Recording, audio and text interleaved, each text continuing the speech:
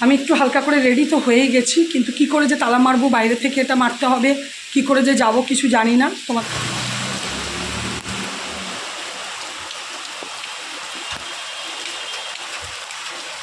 ওই রামগড়ার ওইখান থেকে আমার বিরক্ত লাগে, কত দূর যখন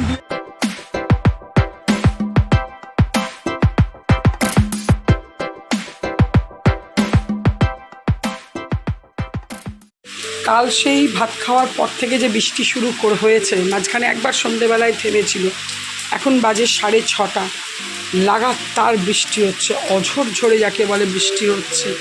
আমাদের দুর্গাপুর যাওয়ার কথা আছে, মাকে ডাক্তার দেখাবার, তো জানি না কত দূর কী হবে।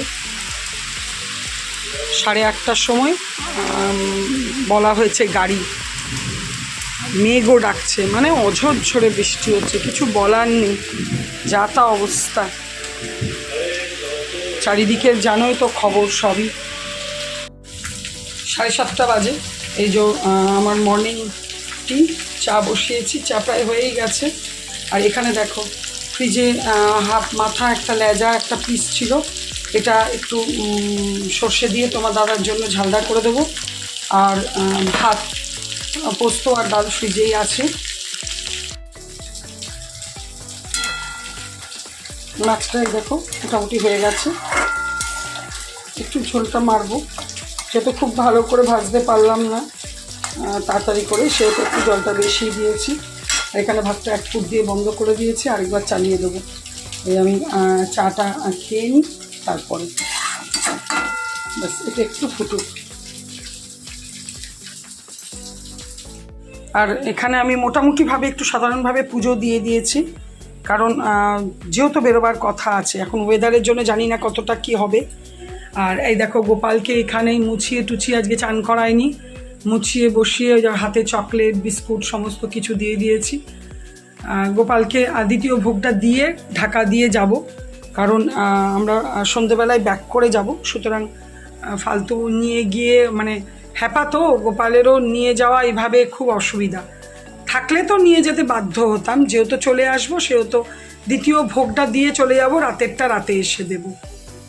চারিদিক আবার অন্ধকার হয়ে গেছে, মানে যাকে বলে হ্যাপি রেইনি ডে, মানে পারফেক্ট, মানে প্রচণ্ড বৃষ্টি হচ্ছে, মানে ভাবা যায় না যে সত্যি পাহাড় অঞ্চলে কি অবস্থা হচ্ছে, তাহলে যা তা অবস্থা। যাই হোক, মানে একদম অন্ধকার, দেখো বাইরেটা মনে হচ্ছে সন্ধে হয়েছে।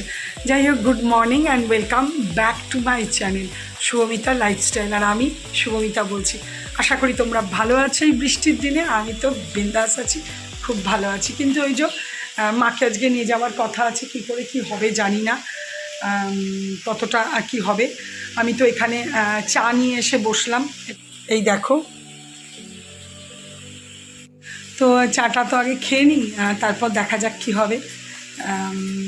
গোপালের তো যা করার মোটামুটি করে নিয়েছি, তোমাদেরকে বললামই। একটু দেখা যাক কি হচ্ছে না হচ্ছে, পরে তোমাদের সাথে সব শেয়ার করব। দেশ বিদেশ যে যেখান থেকে আমার ভিডিও দেখছো প্রত্যেককে জানাই অশেষ ধন্যবাদ। সকাল সকাল খুব ভালো লাগছে, কিন্তু আজকের দিনটা মানে একদম মানে মনে হচ্ছে যেন খিচুড়ি করো আর শুয়েই থাকো। হেল্পিং হ্যান্ড তো মনে হতে আসতে পারবে না, স্বাভাবিক, আসার কোনো প্রশ্নই নেই। আর আমি তো নিতেও থাকতাম না, আমার তো বাসনপত্র কিছু নেই, এখন জাস্ট রান্নাটা বসিয়েছি, এগুলো থাকবে, এগুলো কাল যদি আসে তো কালকে।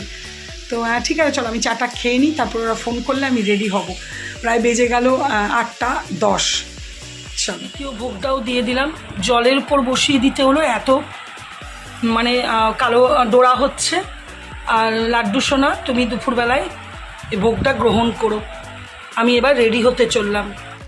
আমি একটু হালকা করে রেডি তো হয়েই গেছি, কিন্তু কি করে যে তালা মারবো, বাইরে থেকে এটা মারতে হবে, কি করে যে যাব কিছু জানি না, তোমাদের সাথে এখন আর কিছু শেয়ার করতে পারছি না। গাড়িতে উঠে যদি পারি তো অবশ্যই কিছু শেয়ার করব। অবস্থা খুব খারাপ, কি করে যাব আমি নিজেই জানি না। যাই হোক, চলো তাহলে, ওরা তো বেরোবে এক্ষুনি।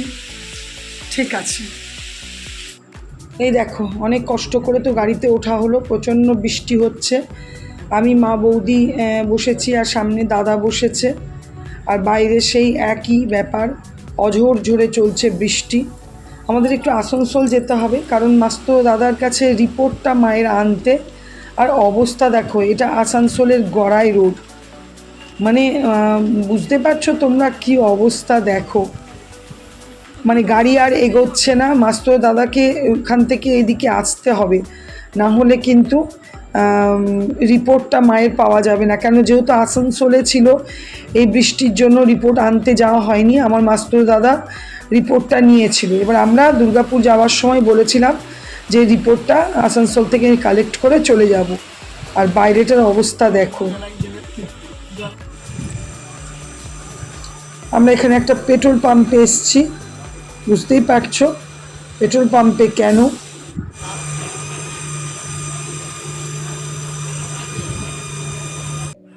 এই যে অনেক লড়াই করে, অনেক যুদ্ধ, অনেক বন্যা, অনেক জল পেরিয়ে আমরা ফাইনালি দিদির ফ্ল্যাটে এসে পৌঁছালাম। এরপরে কখন কি ডাক্তারের কি পরে তোমাদেরকে সবই আপডেট দেব।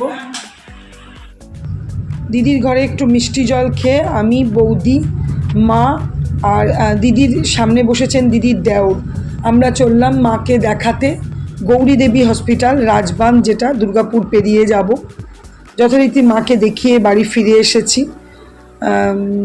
এখানে দেখো বৌদি খেতে পারছে। হ্যাঁ রে, পায়ের জন্য একটু পাটা সুস্থ করতে হবে আমার। ঠিক আছে,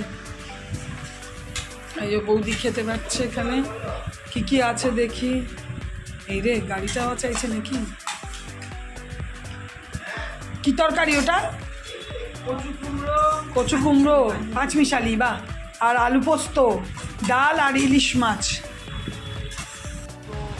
যথারীতি দিদির ঘর থেকে আমরা বেরিয়ে এসেছি, ফিরে যাচ্ছি বাড়ি। সব কিছুই হয়ে গেল। সঙ্গে আমাদের সঙ্গে দিদিও যাচ্ছে, আর দিদির দেওরও আমাদের সাথে যাচ্ছে, কিন্তু সামনে নেমে যাবে এক জায়গায়। ওই রামগড়ার ওইখান থেকে আমার বিরক্ত লাগছে, কত দূর। তখন দু একজন বলছে আরে সামনে এসে গেছে, যাও যাও। তবে আনন্দ পেয়েছিলাম। গুড ইভিনিং, শুভ সন্ধ্যা বন্ধুরা। আমি বাড়ি চলে এসেছি। প্রচণ্ড বৃষ্টি, চারিদিকে দুর্যোগ, বন্যা, সবই তো তোমাদেরকে একটু আধটু করে দেখালাম। এসে ফ্রেশ হয়ে সন্ধে দিলাম। হ্যাঁ, তবে সন্ধে পেরিয়ে গেছে, তাও সন্ধে দিলাম।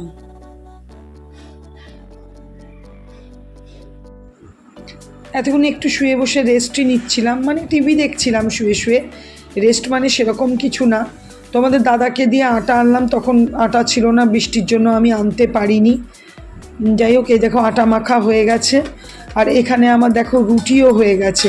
ফ্রিজে মাংস আছে, ওটাকেই গরম করেছি। এই দেখো সেই খাসির মাংস বুধবার দিন আনিয়েছিলাম, ওটাকেই গরম করে নিলাম। এসে যা যা করলাম সবই তো মোটামুটি তোমাদের সাথে শেয়ার করলাম। এলাম, ফ্রেশ হলাম, সন্ধে দিলাম, গোপালকে খেতে দিলাম, শয়ন দিলাম। চা খাইনি, চা আমরা আস্তে আস্তে রাস্তাতে খেয়েছিলাম।